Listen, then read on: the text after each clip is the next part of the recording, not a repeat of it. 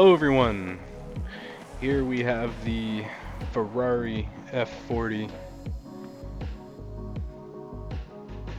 and we made a drift car out of it. So the plan for today, I'm gonna show you guys what it can do in this drift zone here on the mountain pass, and we're gonna take it to a build and tune and call it a day for this video. Yeah, let's get to it. So as far as the way I drive and my experiences from doing drift cars down this pass, like 750, around like 750,000 is an average drift car. 750 to like 800,000 is pretty average. Around like 800 to 850 is decent. 850 to 900 is pretty good. And then like 950,000 plus points in this drift zone is a really, really good drift car. And that's just my scale from like my personal experiences and my driving style in the cars. The F40 is a bit of a trickier one because of its higher revs. So sometimes you kind of have to downshift or give the handbrake a rip to spike the revs.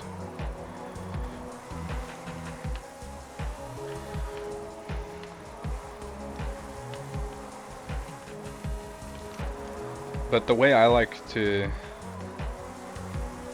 drift is kind of using the handbrake for more like lane control to position the car where I want on the road. And then using the standard brakes for like swinging the back end, transition, stuff like that. And they're straightened out.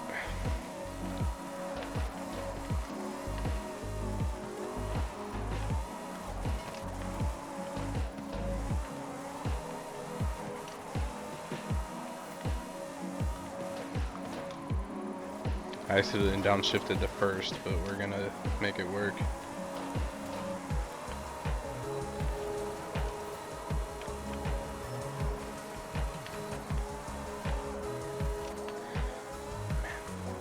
Drifting the F40 is, it's not the hardest car I've drifted, but it's certainly not the easiest. Like I remember when I made this, I made it for a YouTube short a while back. And those get recorded like months and months in advance, so that short might not even come out for a long time. Like this thing, when I was building and like tuning the car, I got it handling like the best that I could, but it still like wasn't perfect.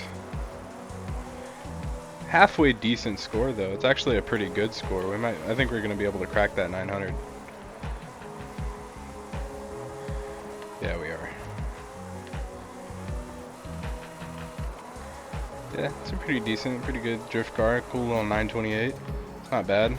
Just nailed that tree though. What do we got here? Wheel spins? Nope. Just some credits from liveries and tunes. We do get a wheel spin though. Let's see. Oh, I always get the worst pulls on video. I need to stop pulling spins on video. This is why I'm not a gambling streamer.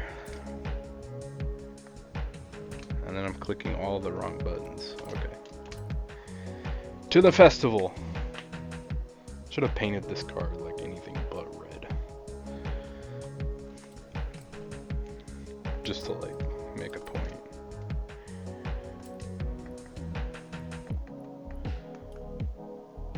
What's funny is they have black as a manufacturer color, but like I'm about 99% sure that there were no black F40s. I know about the Gas Monkey one,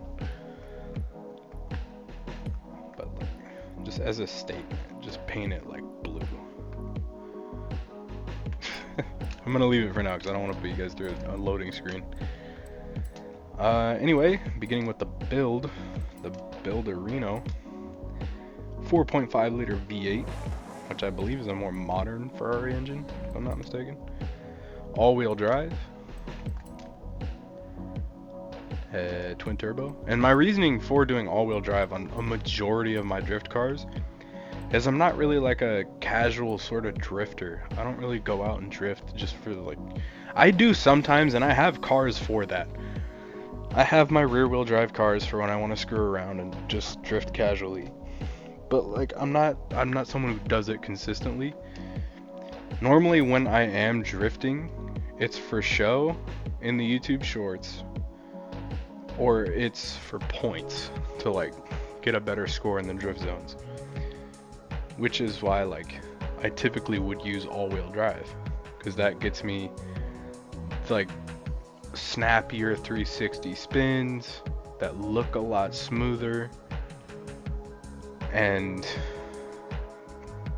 just I don't know why all-wheel drive is a lot better for points in my opinion. But personally, I think rear-wheel drive is easier to drift. That's my opinion. In this game, rear-wheel drive is easier to drift. But all-wheel drive is better for points and showmanship. Yeah, aero, do what you want. You can only really change the front bumper, but do whatever you feel like. Drift tires. 285mm front tires. 375mm rear tires. Wheels, go ahead, do what you want. I just gonna left the stock ones. Rim size, leave them stock front and back as well. For the rear track width, you want the widest one. For the front track width, you want the stock one. Now for the transmission, race 7-speed transmission, race driveline, drift differential. I'm just used to saying race. But yeah, drift differential, race brakes. I don't build many drift cars anymore these days. Drift suspension. Just thought this one was cool. Drift front anti-roll bars. Drift rear. Now I'm saying drift instead of race. Race front anti-roll bars and race rear anti-roll bars. No roll cage. And race weight reduction. There we go. Spitting it out of my mouth right this time. Pause. That sounded wrong. Pause. Don't pause the video, but me pause for what I said. Race intake. Race fuel system. Race ignition. Race exhaust. Race cams. Race valves. Race flywheel. Race intercooler. Race twin turbo, and that's it for the build. Build part's done. Now for the tune, tire pressure 30/30 front and back. Gearing 2.20 final drive, the rest should remain stock. Alignment, negative 4.5 in the front, negative 1.0 in the rear. Toe, 2.6 outward in the front, zeroed out in the rear, 7.0 front caster angle. Anti-roll bars, 12.8 in the front, 13.4 in the rear. Springs, 472 in the front and 388.4 in the rear, with a ride height of 6.0 in the front, 5.8 in the rear. Damping, 5.7 in the front, 6.0 in the rear, 2.4 in the front and 2.7 in the rear for your bump. Aero, if you got it, leave it stock. Braking, 100% balance towards the front, pressure 102%. Differential, 30% accel, 0 decel in the front. For the rear, 100% accel, 3% decel. With a center balance of 75% towards the rear. And that's it for the tune. That felt faster. I still feel like it's a longer video, but that felt quick. Now, to end off this video with donuts, like we end, I try to do something cool and I smack the wall. And now time to do donuts. That's how we end all the videos around here. I know this is not a donut, it's a J-turn. Well, not even really a J-turn, it's more 360. Now we do donuts in our Ferrari F40 drift car.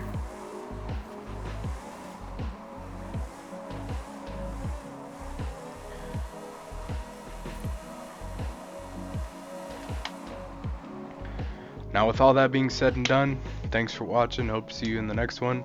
And that is all from me today.